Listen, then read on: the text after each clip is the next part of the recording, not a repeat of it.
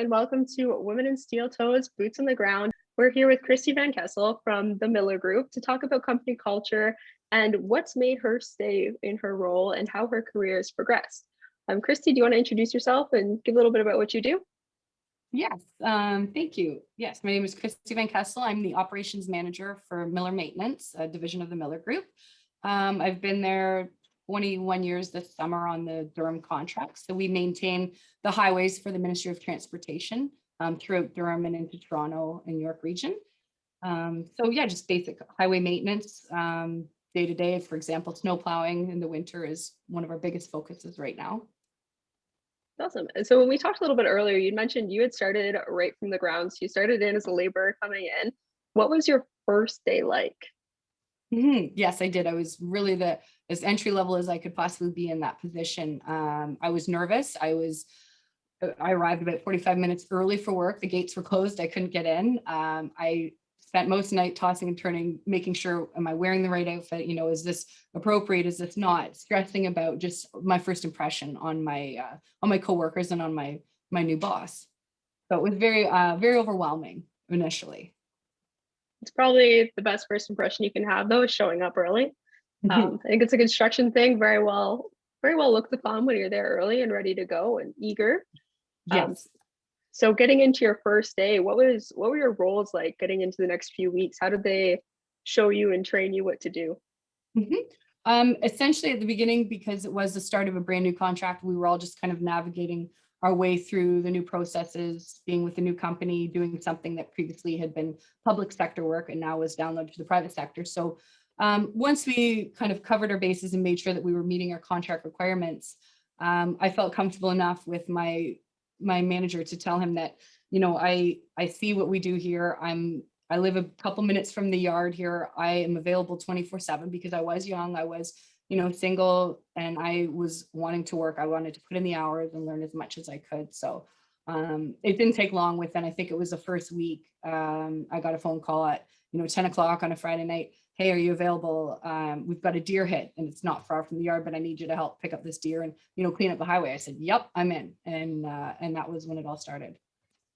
I think it's great, and construction culture too as well. It's like being available when you're first starting out, Mhm. showing up, being eager to go, and dropping your ego too, and just getting down there to learn whatever you can. Mhm. Was there ever? So you said you were available all the time for this company. Was there any time that you felt overwhelmed or that you felt that they put too much on you? No, I never did. If it was too much, I put it on myself. I think in the beginning for, a lot of years, the first few years, I was so busy just trying to prove to them that I was worth investing in the investments they had made in me. I wanted to show them that they were paying off. So I think I didn't stop. If it meant, working a few days straight, in the middle of a big storm and being too tired to drive myself home at the end of it, that's what you did. You just put in the hours. It was, like I said, it was easy for me because I didn't have any, obligations outside of work. So I was able to give 100%, which I know is not the case for everybody. When you were doing all this, is it there ever like any clear line of progression for you? Did you know where you wanted to go, know what you wanted to do? Did they kind of show you a way? Initially, we didn't have, back then, 20 years ago, there wasn't the formal processes that we have in place now for, setting goals and assessing your progression throughout your current position to see how you could move up into another one. But it was more so just expressing and telling them, look, I want to learn this. I told my boss, I said, look at these trucks out here. I don't know how to drive these, but I'm going to figure it out. So I asked if I could just start driving them around the parking lot after work, and they said, yeah, go for it. So I started doing that. And eventually I said, if I get my license here, can I have some more responsibility? Can I go out on the road more and operate the equipment? And he said, no problem. Yeah, go for it. So within 3 months, I had my DZ license, which, made a huge difference. And it also boosted my confidence because, I started to think, hey, I belong here. And just getting the opportunity to run a tractor, we've got these old MTO tractors that we cut the roadside grass on. And luckily growing up on a farm, I already knew how to run tractors, no problem. So being able to jump on that and just kind of blow it to the yard and go do it was, also a big confidence booster that they would, let me do that. Did you ever feel like you didn't belong at any time? I don't think I ever felt like I didn't belong. I think, In the very, very early beginning, one of the jobs that I did have that I just actually came to mind, was I was the only female and I had to clean the men's washroom as well as the female washroom. So I remember thinking to myself at the time, okay, whatever, this is not really right or gross, but I'll do whatever it takes. And I remember doing that for the first probably year, 2 years. And after that, that did change. So that was one of the things that I did question in my head, but I went with it. If that's what it takes, I'm picking up roadkill anyways. So when I'm on the Yeah. highway, so you know what I mean? I figured, maybe they're just trying to see if I'm tough enough or what, but I went with it and eventually I wasn't doing it anymore. It's a good roadkill, men's washroom. Yeah. Yeah. Both equally, yeah. But no, just part of the journey. Yeah, it definitely is. You gotta start somewhere too. Work Yep. your Yeah. way through And it. that was old school mentality back then as well. Those kinds of things, that wouldn't happen in this, in this day and age. So do you guys have like a clear progression program now? And do you think it helps with your new employees coming in? Yes, 100%. We have an excellent performance evaluation program that consists of, we start at the beginning of the year, set some goals, assess where the performance is right now, how the employee feels, how we feel, and then we do mid-year reviews, which I think is really important because even after 3 months, we should really make sure that we're in there and seeing, okay, am I meeting your expectations? Are you meeting my expectations? And if not, let's figure this out now. And it's so important, you sit down and you find out that some people are in the current role and they say, you know what, I love this role. I want to be in it forever. Okay, you know what, that's great, because if I had a whole team of people that wanted to constantly advance, it's just going to be turnover. So I feel like it's great having that mix where, and you can check back in. Maybe something changed in 6 months and maybe they decided they do want to. So you kind of know you can gear your training programs to what those employees are looking for their future. So I think it's Yeah, really and I important from them and from our standpoint. think so as well. I was actually reading up the other day, 18 to 24 months to kind of align somebody with their career path in the company that they're likely going to leave. Yes, I believe in that so much. And I think it just really is, it stops everybody from wasting anybody's time too. We've had in the past 2 years, I can think of two individuals that I interviewed for, a very specific crash truck role.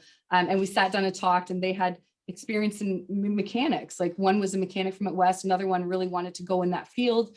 And I said, well, why are you applying for a crash truck role? Well, I just want to get in with Miller. And I said, well, be honest with me. I'm glad you told me this. So immediately grab the resumes, get in touch with, the superintendent who looks after our shops. And both of those employees have been working successfully in the shop. So, if you're going to lose an employee in your division, let's see, or if, they become unsatisfied with what we have to offer or the time it takes to advance, maybe another division within the Miller Group. There's always options, but I refuse to lose an employee, outside of the company if there's somewhere I can find a spot for them better inside. Exactly, especially because they already have all the company training, like they're already there, part of the company. They know the policies, they know what to expect. So it's good to be able to move them around instead of just saying sorry. Yep, 100%. I mean, you can have that conversation day to day if you see some of your employees, but you don't see everybody every day, depending where everyone's working. So formalizing it and having their direct, reports, the foreman involved, and sit down and say, look, where do you want to be and how can we help you get there? It's just going to make us stronger and, like I say, make succession planning that much easier. Exactly. So getting a little bit more personal, I'm assuming you've had other offers as well. What has made you stick with Miller and why? Since day one with Miller, it was just a breath of fresh air, knowing that, okay, I don't have to fake this. If I don't know the question or the answer to this question, somebody does. If we have an emergency that I don't know how to handle, it's a phone call away and somebody does. And even this far into my career with them, I'm still mind blown at the amount of resources we have and just the constant support. It can be Saturday night at 2 a.m. It can be Sunday morning, and I can send my VP an email, or if I want to make a phone call, and he gets back to me immediately. I've never had such support, just everybody's like-minded, everybody's here for the same goal, and the support is unreal. That's amazing. So it's about having support and then having like similar visions as well. Like you said, if he's emailing, if he's going to answer you at 2 a.m, that means everybody's just as driven to get their job done.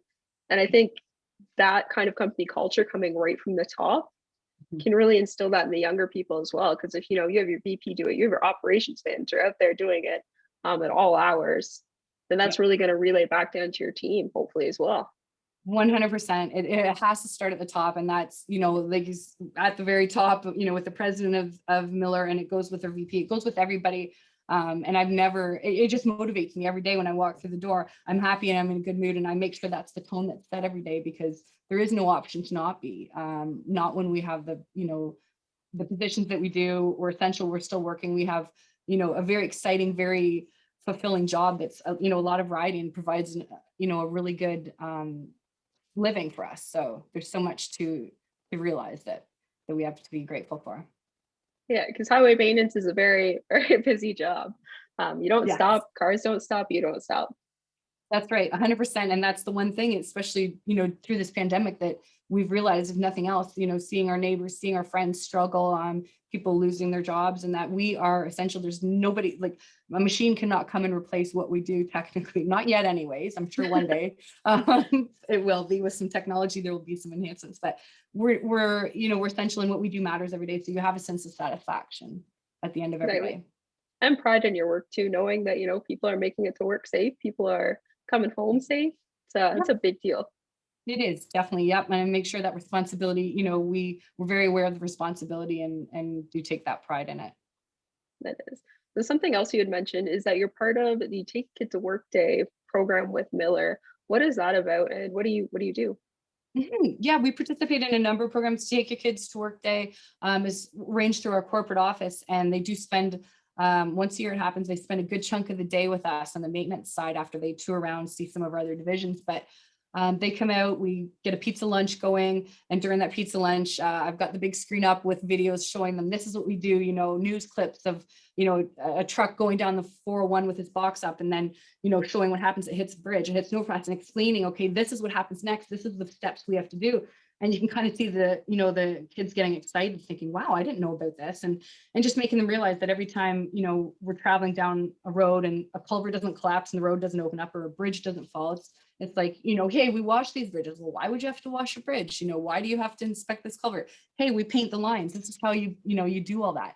And once you kind of explain to them what's behind the scenes of something that, I think a lot of people just kind of take for granted, you see the excitement in their eyes, and you kind of show them, hey, this is a really viable option. You can have, a really good career, not just kind of a job, but you can see yourself starting young and having a very lengthy career, which is something very common in Miller, to have people that are here for a very long time. We have a 25-year club, so that's really exciting to be a part of. Like, for eventually I'll be there, not yet, but yeah, definitely just to show the kids some options, mechanics, equipment operators, truck drivers, administrative staff, safety staff, lab staff. There's so many facets to this business. Yeah, and I think that's what some people don't realize is that there's like a wide range of career options in construction alone. And like everything that goes into construction behind the scenes, like building a bridge from ground up to finished product, yeah, it's there. You drive over it every day, but how? How did it get there? How do you backfill? How do you build the abutments? How do you get through all that to make it what it is? Exactly. That's right. And then once it's built, how do we maintain it and make sure, that it's safe for the rest of its lifespan, that it's, its life expectancy. There's so many of those things, even educating them about our snow plowing operations. We have a very tight time frame to get out once the snow starts. So we actually have on-site camps where drivers live for the winter season. They come and they stay with us. We have some from the East Coast, some from the West Coast, some from within Ontario, and they live with us, and that's part of their job. And some of those guys, they just want to, in the summertime, go and they'll go with one of our road crews, working remotely, staying in hotels for the whole summer, and then come back and join us again in the winter. So it's a good option for, a young worker that's maybe not got tie downs yet, looking to make money to purchase that first house, that type of thing. It's so good to share with them those options. I didn't even know that was an option. That's actually really cool. So you're taking your workers basically from across the country to build like your snow camp, and then they're ready to go. Yes, because it is difficult in the GTA. There's a lot of competing industries, that type of thing. And, you need to find places or people that, want to come and they just want to put their head down, work really hard for the 5-6 months they're there, and then go home. So we do have a lot of success with East Coast fellas that come up from the Sydney area, Cape Breton Island, that type of thing where, there's not a lot of industry. There's fishing in the summer, and then what? So they come and we kind of become their family for, 5 or 6 months of the year. And it's a pretty cool thing. That is really cool. I'm glad I know that now. That's exciting. One last thing. Is there any advice you'd give to a young worker starting out in construction? I would say the best advice, I think, is being punctual. That means being early. It's very important, and there's never enough excuses. If you roll in even 5 minutes early before your shift, it's still not early enough. Be there early, be punctual, be reliable, and understand that, if you don't show up for work one day, or you decide to call in, sick or tired or whatever it is, that there's an impact on the operation and on your coworkers. So, reliability, dependability, punctuality, and also just focus really hard, learn what you have to. And if you're not able to focus, if you find that your cell phone's distracting you, or buddies are texting you, or you've just got to check, your social media, leave it in your car and lock it in for the rest of your shift, because you know what?